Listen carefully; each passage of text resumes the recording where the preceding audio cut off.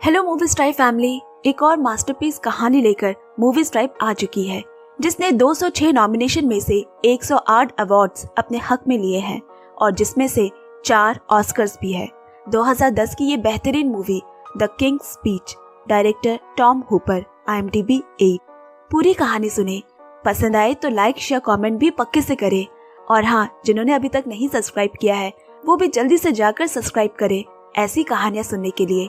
और हमारी फेसबुक में भी अकाउंट है जिसका लिंक नीचे डिस्क्रिप्शन बॉक्स में है, जाके जरूर फॉलो कीजिएगा। चलिए अब सुनते हैं। बात उस समय की है जब इंग्लैंड का परचम उसके अलावा 53 बाकी देशों में भी लहराता था। आज उसी कभी न डूबने वाले साम्राज्य का ब्रिटेन के वेम्बली स्टेडियम में आधिकारिक समापन कार्यक्रम है। सभी देशों से लोग इकट्ठा हुए हैं, जिसे संबोधित करने वाले हैं किंग जॉर्ज पंचम के द्वितीय पुत्र नवाब प्रिंस बर्टी। खचाखच लोगों से भरे स्टेडियम में वहां मौजूद हर कोई उन्हें सुनना चाहता है, मगर बर्टी का गला सूख रहा है, माथे पर पसीने की बूंदें हैं।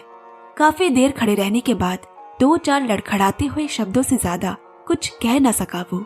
इतिहास के शाही घरानों में वो पहला ऐसा है जो हकलाता है। लोग सवाली आंखों, हताशा भरी नजरों से उसे देख रहे हैं। वो बस कांपते होठ और शर्मसार हुए पानी भरे आंखें लेकर खड़ा रहा। सामने बैठी उसकी पत्नी एलिजाबेथ से ये देखा नहीं गया। वो ना जाने कितने ही डॉक्टर के चक्कर लगा चुकी है, मगर कोई फायदा नजर नहीं आया। अब तो बर्टी ने भी हाल छोड़ दिया है कि वो कभी सही से बात कर पाएगा। एक दिन एलिजाबेथ शहर के अनजान सड़कों पर अंधेरा होने के बाद निकली। ऐसी जगहों पर कोई शाही घराने से कभी नहीं जाता, खासकर महिलाएं। मगर उसके जाने की एक खास वजह है। एक पुरानी सी इमारत के अंदर दाखिल होकर वो किसी लाइनल लॉग से मिलने पहुंची। वो मशहूर तो नहीं है, लेकिन किसी खास इंसान ने एलिजाबेथ को यहाँ का पता दिया है। लाइनल एक स्पीच थेरेपिस्ट है, यानी लोगों को बोलने में मदद करता है। उसके काम करने का तरीका बाकियों से बिल्कुल अलग है। वो लोगों के मनोविज्ञान को समझकर उनका इलाज करता है। इसके अलावा वो एक कलाकार भी है और किसी थिएटर पर काम ढूंढ रहा है। जब लाइनल को पता चला कि वो इंग्लैंड का नवाब है, उसकी सिट्टी पिट्टी गुम हो गई। लेकिन उसके भी काम करने का अंदाज खास है। पहली बात ये कि इस इलाज में मरीज और वो बराबर के होंगे, कोई ऊपर या नीचे, बड़ा या छोटा नहीं होगा। और दूसरा कि यहीं उसके घर पे इसकी शुरुआत करेंगे। दोनों शर्तें मान ली गई। फिर एलिजाबेथ बोली, ये बात सिर्फ हमारे बीच रहनी चाहिए। अभी उससे भी बड़ी मुश्किल बात ये है बर्टी को इसके लिए तैयार करना। घर पर काम से वापस आकर शाम को बर्टी रोज की तरह अपने परिवार के साथ वक्त गुजार रहा है। उसकी 2 बेटियां हैं, एक 9 और दूसरी 7 साल की। बच्चे कहानी सुनने की जिद करने लगे। एक बाप के लिए से खुशी की बात क्या हो सकती है, मगर बर्टी जो कि साफ बोल नहीं सकता और ये भी नहीं चाहता कि उसकी बेटियां मायूस हो जाए, वो पूरी कोशिश करता है एक कहानी को पूरी सुनाने की। हालांकि कई बार वो अटकता है। अब एक दिन बर्टी के बड़े भाई ने अपने यहाँ एक पार्टी रखी, जिसमें वो उन्हें अपनी प्रेमिका मिसेस सिम्पसन से मिलाना चाहते हैं। मिसेस सिम्पसन 2 बार तलाकशुदा है, जो कि किसी भी शाही घराने के लिए चिंता का विषय है। अब यहाँ जल्दी एलिजाबेथ बर्टी को लेकर मिस्टर लाइनल से मिलने पहुंची। उनकी पहली मुलाकात जाहिर है कुछ ठीक नहीं रही। मनोवैज्ञानिक के चश्मे से झांकने के लिए लाइनल को कुछ बेहद निजी सवाल उनसे करने पड़ रहे हैं और एक राजकुमार होने के नाते बर्टी ऐसे जवाब देने के लिए ना ही आदी है और ना ही इच्छुक। सबसे पहले तो लाइनल का उसे सीधे नाम से बर्टी कहकर बुलाना अच्छा नहीं लगा, लेकिन इस इलाज के दौरान उन्हें बराबरी में एक दूसरे को संबोधित करना होगा, एक दोस्त की तरह। तभी अतीत के पन्ने खुलेंगे, क्योंकि लाइनल के मुताबिक कोई भी बच्चा माँ के पेट में हकलाना नहीं सीख कर आता। इसके किसी न किसी बचपन के वाक्य से लेना देना होता है। लाइनल उस पर मानसिक तनाव बनाता है। वो हर तरह से उसे टटोल रहा है कि आखिर परेशानी की जड़ कहाँ है, जबकि बर्टी को लगता है कि लाइनल क्यों इस तरह के सवाल पर समय जाया कर रहा है। सीधा इलाज क्यों नहीं शुरू करता, क्योंकि उसे जल्दी ठीक होना है। उसके बाद लाइनल ने उसे किताब जोर से पढ़ने के लिए कहा और उसे वो पढ़ने में काफी दिक्कत हो रही है।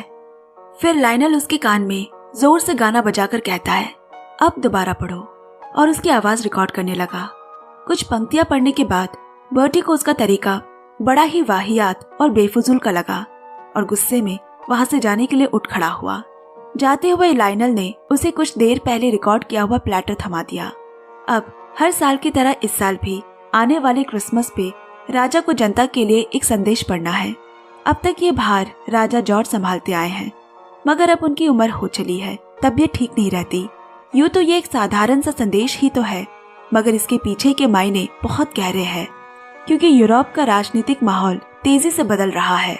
आधी दुनिया जीत चुका जर्मनी का हिटलर ब्रिटेन के दरवाजों से अब ज्यादा दूर नहीं है। लोगों का भरोसा जीतने के लिए उनसे बात करनी जरूरी है। लोग जब आपको सुनेंगे तो आपसे जुड़ाव महसूस करेंगे। वो इस शाही परिवार से अपना एक ताल्लुक समझेंगे और मुसीबत के वक्त में हमारा साथ देंगे। मगर यहाँ बर्टी के बड़े भाई ने तो एक तलाकशुदा औरत से अपना नाम जोड़कर हमारा सर नीचे कर दिया है। शाही घराने में कभी ऐसे रिश्ते नहीं बनाए जाते। गद्दी का पहला दावेदार होने के बावजूद उसकी हरकत शर्मनाक है। फिर राजा ने बर्टी से कहा, हम चर्च को क्या मुंह दिखाएंगे? मत भूलो कि सिंहासन एक पैर पर खड़ा नहीं होता। तो तुम्हारे भाई के बाद किसकी जिम्मेदारी है इस शाही परिवार की बागडोर? बेशक तुम्हारे हाथों में। इसीलिए अपने डर को आंखें दिखाओ, कोशिश करो। तुमसे एक पन्ना नहीं पढ़ा जा रहा। मगर अंत तक जिसका डर था वही हुआ। बर्टी हकलाता रहा और 2 लाइन से ज्यादा पढ़ ही नहीं पाया। अपने पिता की निराशा से भरी नजरों को देख वो पूरी शाम अपने कमरे से बाहर नहीं आया। कुछ पुराने गानों की कैसेट में उसे लाइनल का वही दिया प्लेटर दिखाई दिया। फिर उसने उसे बजाया। मगर ये क्या? इसमें तो बर्टी ने इतने साफ शब्द बोले हैं कि अगले कमरे से एलिजाबेथ भी उठकर सुनने के लिए आ गई।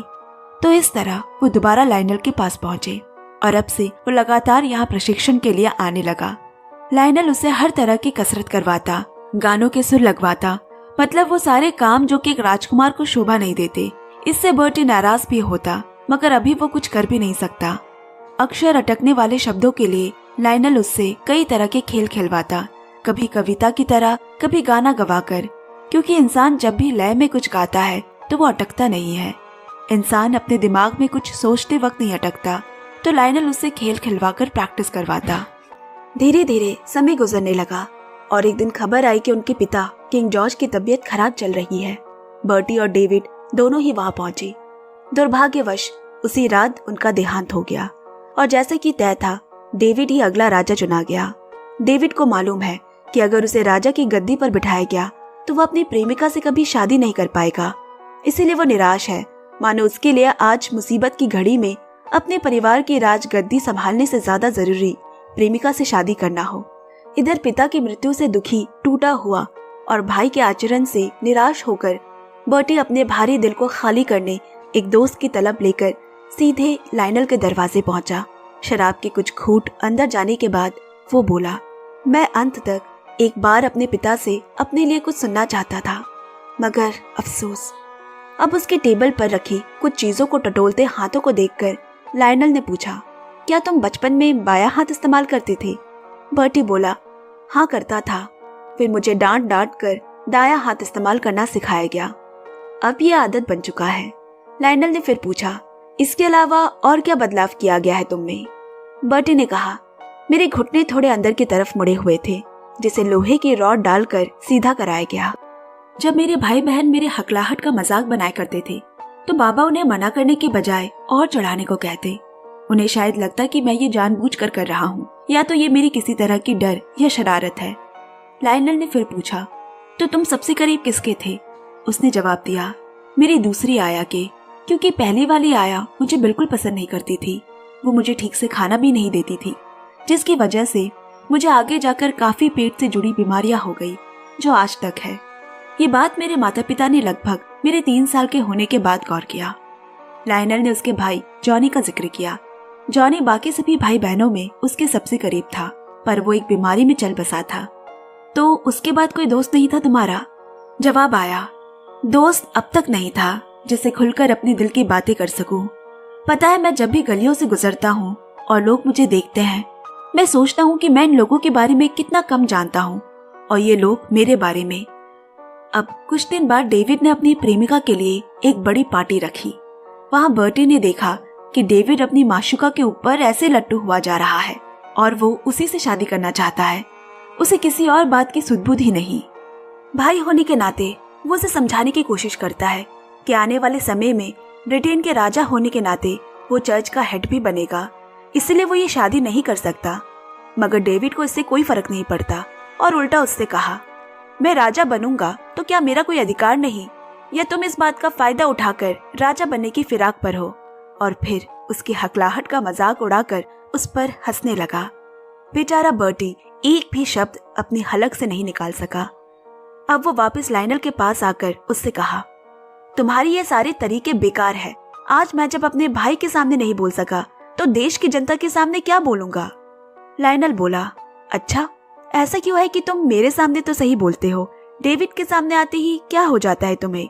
क्या तुम्हें किसी बात का डर है? क्या तुम उससे किसी तरह कम हो? बर्टी थोड़ा हिचकिचाया क्योंकि लायनल ने बिल्कुल सही बात छेड़ दी थी। बर्टी हर तरह से डेविड से बेहतर होने के बावजूद उसकी हकलाहट की वजह से सबने और उसने खुद भी अपने आप को डेविड से कम आंका। ये बात कहीं न कहीं उसके मन में थी। वो एकदम से गुस्सा हो गया और पहली दफा उसके मुंह से गाली निकली, वो भी बिना एक बार रुके, जैसे उसके अंदर की भड़ास एक झटके में निकली हो। शाही परिवार में आप अपशब्द नहीं बोल सकते, आपको हमेशा संयम बनाए रखना होता है। एक तरह से बर्टी अपनी पूरी जिंदगी एक बंधन में बंद कर रहा और यही मानसिक दबाव ही कारण है उसकी हकलाहट का। और एक सच्चा दोस्त होने के नाते लायनल उसका ध्यान इन बातों की तरफ खींच रहा है। वो उसका उसके अंदर के डर से सामना करा रहा है। वो बोला, तुम किस चीज से डरते हो बर्टी? क्या डेविड में इतनी खामियां दिखने के बावजूद तुम्हें नहीं लगता कि तुम उसकी जगह लेने के लायक हो, एक राजा की गद्दी पर बैठने के लायक हो? पिता की गैर हाजिरी में कौन सही और गलत की राह दिखाएगा? बर्टी और बौखला गया। ये धोखा होगा, डेविड ही राजा बनेगा और मैं सिर्फ राजा का भाई हूँ। इस बात को लेकर दोनों में तकरार हो गई और बर्टी वहां से चला आया। डेविड की अपनी प्रेमिका से शादी की जिद का मुद्दा अब शाही परिवार तक नहीं रहा। ब्रिटेन के प्रधानमंत्री भी इससे अज्ञात नहीं रहे। एक दिन बर्टी को उनका बुलावा आया। मुद्दा सिर्फ ये नहीं कि डेविड एक तलाकशुदा से शादी करना चाहता है, बल्कि ये भी है कि वो जिसे करना चाहता है उसके हिटलर से अच्छे संबंध है। मुझे डर है बर्टी कि डेविड अगर नहीं रुके तो आपके पूरे शाही परिवार को गद्दी छोड़नी पड़ेगी। यानी लायनल का अंदाजा गलत नहीं था। अब समय आ गया है कि बर्टी शाही परिवार की कमान संभाले। दूसरी तरफ लायनल को मायूस देख उसकी पत्नी ने इसका कारण पूछा। बर्टी इंग्लैंड का राजकुमार है, ये बात उसने अपनी पत्नी से छुपा रखी है। वो बोला, मेरा एक मरीज है, उसमें महान बनने की काबिलियत है, पर वो बहुत डरता है लोगों से, हालातों से। उसकी पत्नी बोली, तुम उसे सिर्फ रास्ता दिखा सकते हो, उस पे चलना ना चलना उसकी जिम्मेदारी है। जब वो खुद तैयार होगा तुम्हें उससे सुलह कर लेनी चाहिए। अगले दिन लायनल बर्टी से मिलने भी गया, मगर उसे बिना मिले ही लौटा दिया गया। अब पार्लियामेंट की बैठक बुलाई गई। जर्मनी के हवाले से पानी सर से ऊपर जा रहा है। हमें एक मजबूत राजा की जरूरत है जिस पे सभी भरोसा कर सके, जिसकी छत्र छाया के नीचे सब एकजुट हो सके। डेविड हमेशा से ही गैर जिम्मेदार रहा है, अपने खर्चों के लिए कभी खुद को जवाबदेही नहीं समझा। इस वक्त सभी बर्टी की तरफ देख रहे हैं। उसे अपने संकोच और डर पर काबू पाना ही होगा। जल्द ही डेविड ने राजा के दावेदार पद से इस्तीफा दे दिया और बर्टी बना इंग्लैंड का अगला शासक। एक दिन कमरे में बैठा बर्टी घबराया हुआ है। उसका राज्याभिषेक होने वाला है, जहां उसे लोगों को संबोधित करना है और भी कई मौकों पर उसे मेलजोल बढ़ाना होगा, कई आधिकारिक कार्यक्रम में भाषण देना होगा। वो ये सब कैसे करेगा भला, कैसे बोलेगा? यही सब सोच सोचकर वो एलिजाबेथ के कंधे पर सर रखकर रो पड़ा। इस मुसीबत की घड़ी पर उसे उसी सच्चे दोस्त की याद आ गई, जो सही को सही और गलत को गलत बताने से नहीं हिचकिचाता, जिसे दोस्ती गंवाना तो मंजूर है मगर दोस्त का नुकसान होते हुए नहीं देख सकता, चाहे इसके लिए उसे दोस्त से लड़ना ही क्यों ना पड़े। अगले दिन वो एक बार फिर लायनल के दरवाजे पहुंचा। दोनों ने सुलह कर ली और इस दफा बर्टी ने कोई पर्दा नहीं रखा। अपने सारे ख्यालात, डर दोस्त के सामने उजागर कर दिए। लायनल बोला, अब ना तुम्हारे पास पिता है ना ही भाई, अब तुम्हें जो करना है खुद करना है। तुम वो 5 साल के बर्टी नहीं रहे जिसे किसी से भी डरने की जरूरत हो। मुझे मालूम है तुम एक बेहतरीन राजा बनकर दिखाओगे। आगे चलकर वेस्टमिंस्टर एबे में राज्य अभिषेक की तैयारी के दौरान राजा के सलाहकारों द्वारा बर्टी और लायनल के रिश्ते पर सवाल उठाए गए और इस बात पर रोशनी डाली गई कि लायनल के पास कोई औपचारिक प्रशिक्षण नहीं है इस काम के लिए, जिसमें लायनल ने सफाई दी कि उसने जिस दौर पर यह काम शुरू किया था, इस भाषा उपचार की कोई योग्यता नहीं हुआ करती थी। उसने हमेशा अपने अनुभव से लोगों का उपचार किया है, जिसमें एक बार युद्ध से लौटे ऑस्ट्रेलिया के एक सैनिक भी था। अब एक दफा ऐसा भी हुआ कि बर्टी को अपने लक्ष्य के प्रति उकसाने के लिए लायनल राजा की कुर्सी पर बैठ गया। ये देखकर बर्टी ने गुस्से में तिलमिलाकर कहा, अभी के अभी कुर्सी से उठो, तुम्हें इसका लिहाज नहीं कि किस हक और जिम्मेदारी के साथ यहाँ बैठा जाता है, और वो सिर्फ मैं कर सकता हूँ। ये बोलने के बाद वो खुद हक्का बक्का रह गया। वो समझ गया कि इस ओहदे की रक्षा करना उसका कर्तव्य है, और ये भी कि लायनल ने ऐसा क्यों किया। फिर वो दिन भी आया जब बर्टी का राज्याभिषेक हुआ। नए राजा के रूप में बर्टी एक संकट में है, जब उसे 1939 में नाजी जर्मनी के युद्ध की घोषणा के बाद ब्रिटेन साम्राज्य में प्रसारण करना होगा, और तब राजा को उसके भाषण के लिए तैयार करने के लिए लायनल को बकिंघम पैलेस में बुलाया जाता है। युद्ध के दौरान किंग जॉर्ज पांचवें के भाषणों में वो हमेशा मौजूद था, और उनकी दोस्ती तब तक कायम रही जब तक 1952 में फेफड़ों के कैंसर से राजा की मृत्यु नहीं हो गई। और इसी के साथ मैं ये दोस्ती की मिसाल की कहानी यहीं पे समाप्त करती हूँ। धन्यवाद। कहानी अच्छी लगे तो लाइक शेयर कमेंट जरूर करें। जल्द मिलते हैं अगली कहानी के साथ। तब तक सुनते रहिए, सुनाते रहिए, और चैनल को पक्के से सब्सक्राइब करें। Bye bye friends, love you and take care.